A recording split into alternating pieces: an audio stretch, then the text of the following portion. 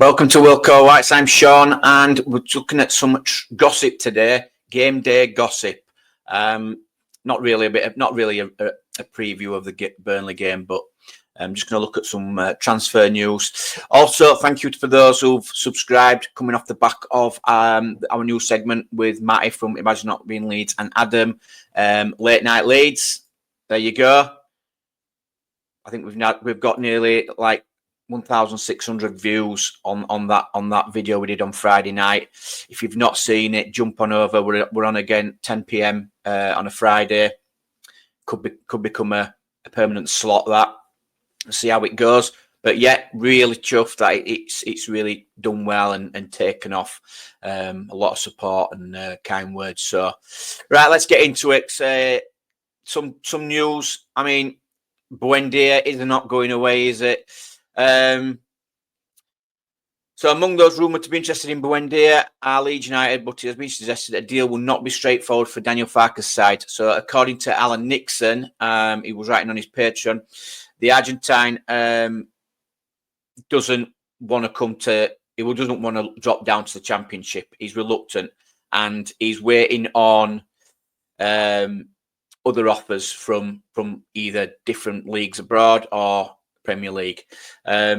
It says, unfortunately for Leeds United, it could be the case, as the report from The Athletic this weekend claims Bundesliga champions Bayer Leverkusen are interested in signing Buendia. So that's Xavi Alonso's league-winning Bayern Leverkusen.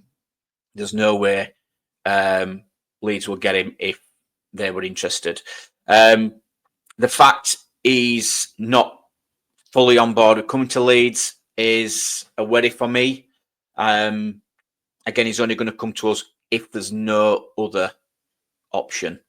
Now, the fact Bayer Leverkusen are interested, Champions League team, doing well in Germany, good league is Germany, suggests he's holding out for a move like that. And that's fair play. He don't want to come back to the Championship. But it's not going away.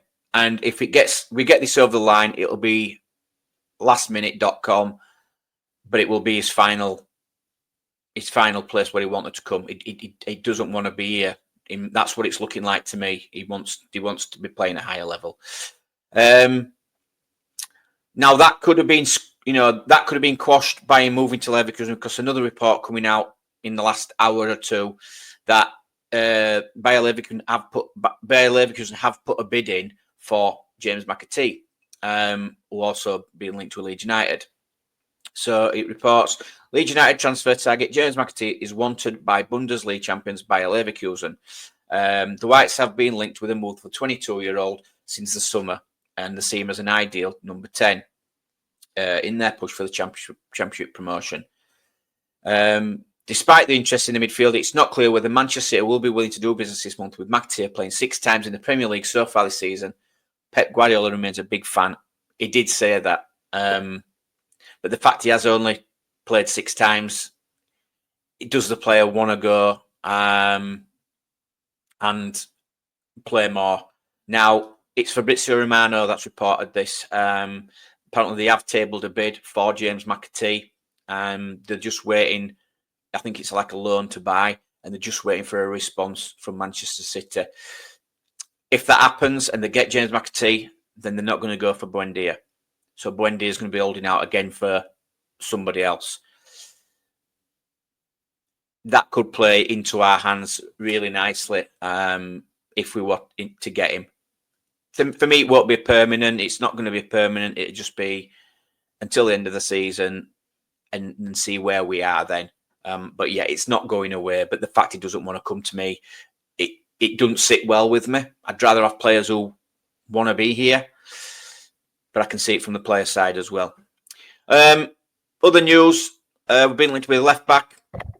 Yeah, we've probably heard Daniel Svensson. I'm not even going to try and say the name of the team that he's playing for in Denmark. He's already expressed a desire that he wants a new challenge, whether it be in January or at the end of summer. It's reported that the left back, he said it's time for him to move on. He wants a new challenge. Could that be at Leeds United? At the minute, yes, it'd be nice to get him in, but we don't need a left back until the end of the season. I'm happy with Firpo. I'm happy with Byram covering there. I touched on it about the partnership between Firpo and Solomon that we could get for the rest of the season. It looks really exciting. Yes, Firpo has not signed any contract yet. Is he waiting to see what league we're in? Has he got his heart set on just going at the end of the season and returning to Spain? Is it Real Betis or something like that? Or I don't know. But what I do know and what I can see is he's still going to give it his all until the end of the season. So I've no worries about that. So I'm happy with Firpo. Yes, if we get Svensson in, it's another option. But I don't think we don't need him one there. Another link to a striker, and this is quite exciting. And we was apparently linked to this guy in the summer. Joseph Arabi from Hammarby. Now he's an Sweden under 21 striker, big, tall, strong. He's valued around 8 million. He's not the most prolific of centre forwards, but it's his physical presence that I really like, and I have said it's a big, strong target man who can push these Championship defenders about. He's got 11 goals in 28 games across the 2024 campaign. It would provide, however, Irabi though would provide big, strong shoulders, 6 foot frame, and like I said, getting into these defenders. His nickname is actually the Swedish Hulk, which I like. I don't know if any of you remember the Hulk that used to play. I can't remember who he played for now, but I really like that. Stockborn frontman has plenty of time on his side. He's just 21, so he's going to improve. I mean, he's got to be better than what we've got at the minute with Bamford, because Bamford's never fit. So as long as he's fit, he's a big, tall, 6 foot strong centre half who gives us that extra option that Joseph doesn't give us, and Pirro at times as well.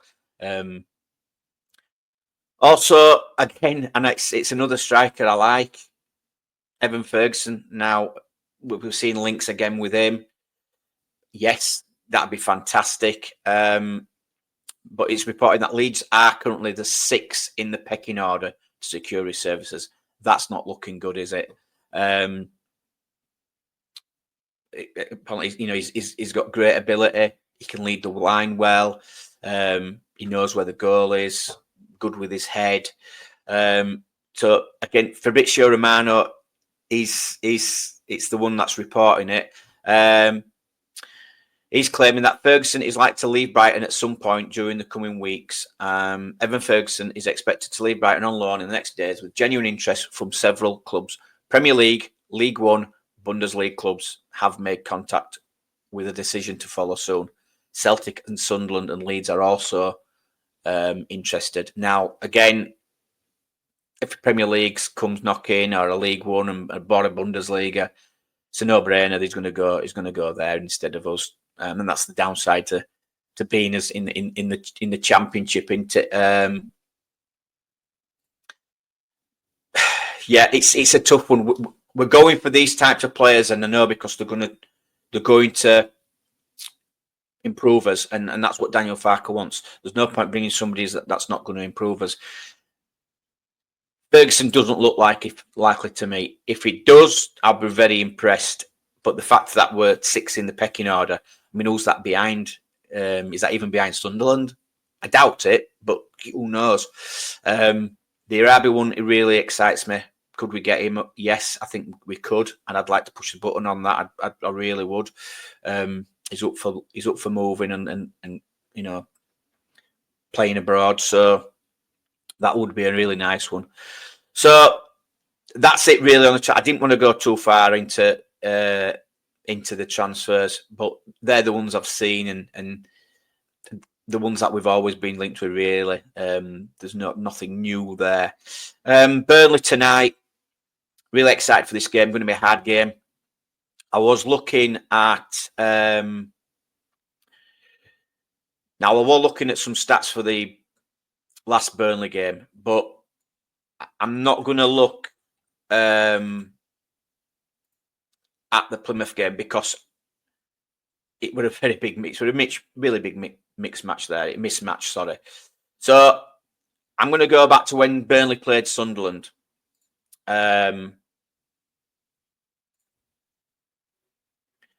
it loads. Now, that's a bit more of a that's going to be a bit more of a similar game because Sunderland are, similar power with us. Obviously, we are better than Sunderland. We know that. But looking at the stats in that game, now Burnley did have a lot of possession, like 58% possession, but they didn't have a lot of shots. They had 9 shots in total, only 4 on target. Where Sunderland, I mean, they had 14 total shots, 5 on target, 6 block shots. So again, that's showing the defensive side of Burnley. Now we're a 0-0 match. It finished 0-0, and we know Sunderland's missed 2 penalties down to there. Obviously, the Trafford, who obviously is the best keeper in the league at the minute, 86% save percentage. He's the one that he shithoused it, didn't he? Really played the mind games, and he did. But on another day, saving 2 penalties, it doesn't happen, and they lose that game. So I think that's going to be a bit more of what it's going to be like for us. I do think then we are going to have a lot of the ball. It could be where it is again 50-50. But I think we are going to have a lot of shots, which is good. The fact Plymouth lost to Burnley 5-0 and Burnley are going to be on a high from that. I mean, Brownhill's scored 9 goals, got 4 assists. Zion Fleming now got 6 goals, 1 assist. They're going to take confidence from that. We have to be careful. We know we can nullify teams with our defending, though. We've only conceded 19 goals or something like that, and it's an hard one to call. I on one hand, I think there's going to be a lot of goals in it because I don't trust Melier still in the net, and they can hit the target, can Burnley. But going off the results before Plymouth, it were really scrappy results, like scraping the 1-0s, 2-1s, 2-0s. I won't say scraping, but that's how they're going about it. They're mad on the clean sheets. That is their number one priority, and I think they've got 11 draws this season. If they do come, into form where they're scoring a lot of goals, then we could have some trouble on our hands, because if they start scoring like they did against Plymouth, then they could be the real contenders with themselves. Sheffield United slipped up massively, didn't they, against Hull, 3-0 loss. I'm sure they'll bounce back from that. But Burnley, for me, are the ones to watch. We need a win tonight. I'm hoping the players are going to be up for it. We can gain a gap over Sheffield United and Burnley. We can push to a 6-point gap from Burnley. It is going to be a massive game, and I won't be mind if it were a draw. I think Burnley will be happy with a draw because it keeps us within arm's distance. Now we need to be pushing for that win, and it's going to be intriguing. I think it'll be the same lineup from his last game. I do. Possibly we might see Gruev at some point. Does he start Gruev and Tanaka just to keep us a bit more, give us a bit more in that midfield?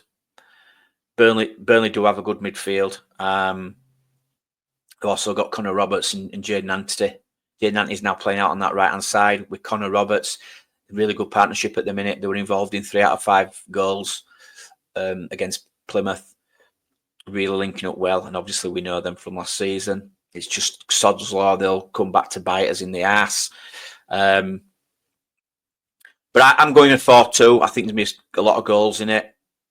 I might be wrong, possibly be wrong, but that's what I'm thinking. So it's going to be interesting. I don't think we'll win though. I think we've got that too much firepower for them. I mean, we are the top. They have got the best defence, but we've got the best attack this season. And we should have scored more goals than what we have. So that's what I'm thinking. I'll leave it at that. I will obviously be doing my match review tomorrow. Please like and subscribe if you haven't already. That'd be really, really good. Really trying to push the show. And again, Friday night, I'll see you Friday night, late night Leeds, 10 p.m. I'll see you then.